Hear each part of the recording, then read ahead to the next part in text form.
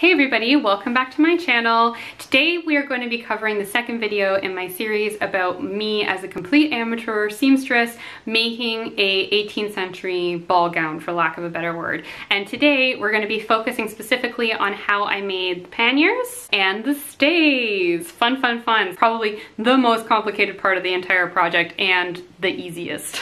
So we're going to start off with the panniers. These were actually the first part of the project that I decided to make because I thought they would be the easiest. Stitching's not that complex, you just put in a little bit of boning. Also, nobody sees them, so it doesn't really matter what they look like. Pannier actually comes from the French word for basket. They originated in the 17th century in Spain and then kind of spread to the rest of the world as they became fashionable. The general idea with them is that they spread everything out to the side. So they spread your gown out to the side and not to the front. They keep the front flat. These are small hoops. This is probably the smallest version of these that you can make. Then they started out smaller and then they just went to kind of ridiculous proportions in the late 18th century, most famously by Marie Antoinette, who used to have to go through doorways sideways instead of front because her skirts were too wide. Mine aren't exactly to that extreme. These are just kind of, I call them side hoops. And the way that they work is you have them tied at the front and at the middle, both at the front and the back, and then they just go around your waist and then your gown goes over them and you're done. I made these actually out of calico fabric, which anybody who knows sewing knows that that's usually the fabric that you make your mock-up with, and then you'll make your actual thing with the proper fabric. And I could have made these from a different fabric, I suppose, but I just kind of thought, well, again, nobody's gonna see this. I'm already spending the money to buy the fabric to make this, and it's strong enough to hold up my dress because the rest of my dress isn't gonna be that heavy. The boning, which you can kind of see here, I've got 3 sets of boning.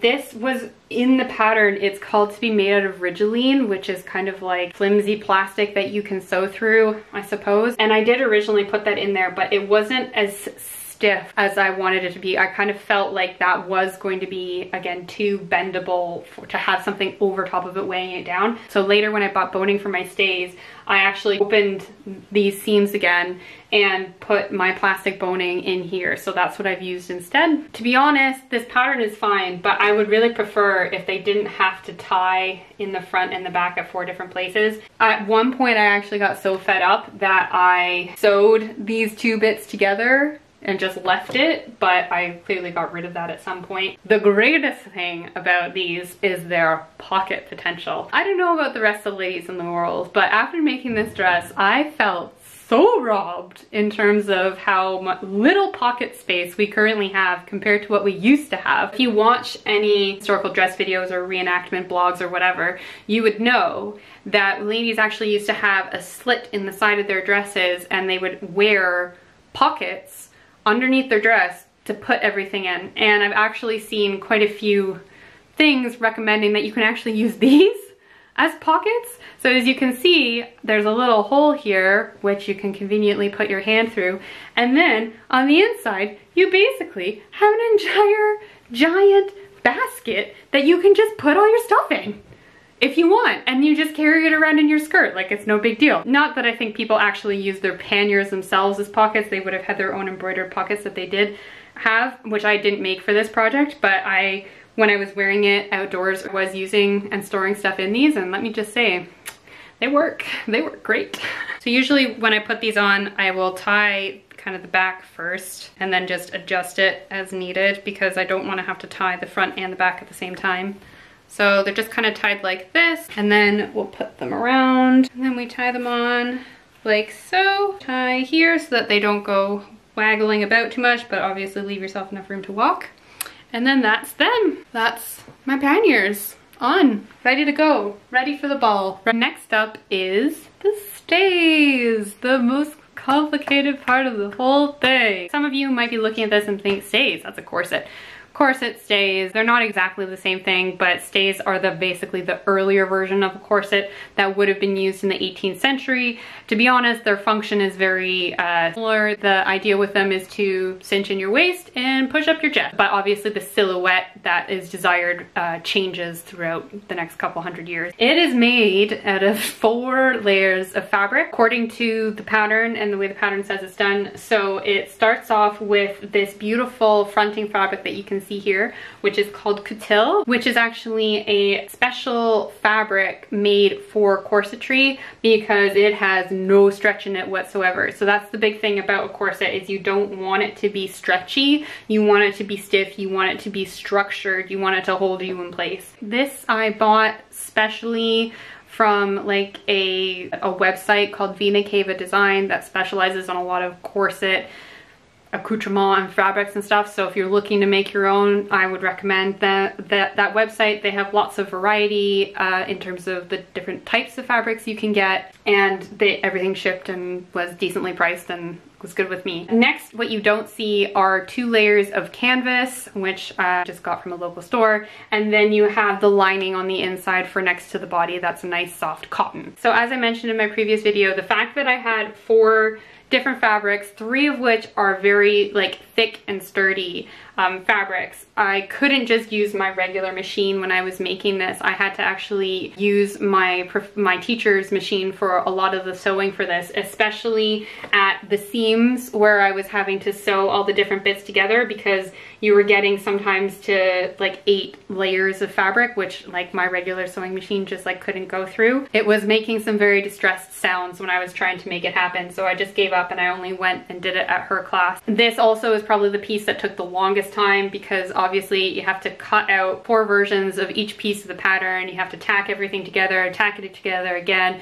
assemble it, put in all the boning, and then do all of the bias taping at the edges. But it definitely, I think, came out being the best looking piece out of everything I made, and it's probably my favorite. In terms of the actual boning, I went kind of halfway. I think the pattern actually recommended something like Rigeline for this, which, as I said, for the panniers I found was just like a little too flimsy. But I also didn't want to go and buy steel boning because that was going to make this incredibly heavy, and I was also worried about like rusting or like cutting myself on the bits of the steel or whatever where they would have poked through their coating. So instead, again from Vina Cava Design, I bought some synthetic whalebone, which is a fancy way of saying plastic. This is the 6mm width that I got, and I got 25 meters of it, which, as you can see, I didn't use all of it, so I have more left over if I want to do another project that needs boning. I'm all set. Doing the boning and the boning channels was probably the easiest part of the project, because you're just sewing in a straight line a couple times. You cut off the length of the boning, and then I would use a lighter to soften the edges of it just so they weren't sharp and so poking through the fabric, and then I'd insert it, tack the end, and then go through. That part wasn't super hard. I don't really know how you're supposed to mark the boning channels on it. I just kind of made it up as I went. So because I didn't want to use chalk, because I didn't want it to like, I didn't want to have to wash it to get it off. And I didn't want to use tracing paper for the same reason, but I wanted it to be able to come off. So what I ended up doing was buying one of those like air dissoluble fabric pens. So you mark the fabric with the pen and it shows up, but then it like goes away after a couple hours. So I basically put the tissues of each piece on top of on top of the lining, and then I'd poke it through with a pin, and then I'd dab it with my pen, so it made a bunch of dots, and then I'd connect the dots in the lines for the boning. Probably the most time-wasty, longest way that you can do it, but I managed to get it done, and it did it, and it was fine. And for some reason, once or twice I got Sharpie on here, but it's on the inside, so you can't see it, so it doesn't matter. At the end of this came the eyelets and the lacing at the back. Ignore the color of this. I did have some nicer string, but it broke when my partner was lacing me into my corset, and he had this rock climbing cord that is much stronger, and so we used that instead, and I'll be using this until I can get a better cord. Then had to do the eyelets for the back of this, which I thought was going to be really difficult, but ended up being probably the easiest part of the whole project, because you basically put the eyelets on on the things and then hammer it together, and that's it. You give it a couple whacks with a hammer, it's fine. Obviously make sure you do this on an appropriate surface and with something underneath it so that you're not, you know, damaging the surface as you do it. So I put like a towel underneath mine. I was just doing it on my coffee table. And be aware of when you're doing it so that you don't disturb your neighbors. But yeah, I'm really pleased with how the eyelets came out, although I do think I put one in the wrong way round. Yeah, it's this one up here. I did it the wrong way so that it's not uniform with the rest. But again, nobody's gonna see it, so it doesn't matter. Last but not least is the bias taping. This was my least favorite part of this entire piece. I hated it. I hated every minute of it.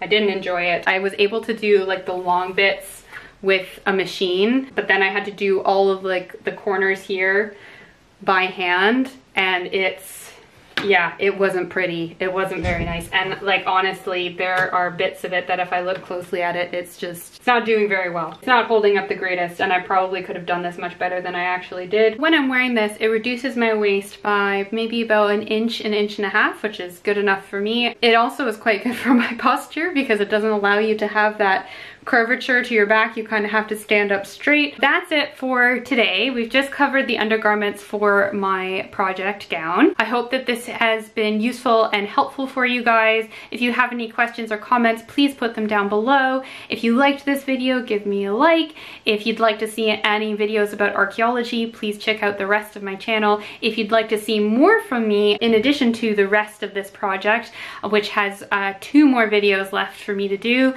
please subscribe and hit the bell so that you get notified when I put new videos out. Thank you so much for watching, and I'll see you next time, guys. Bye!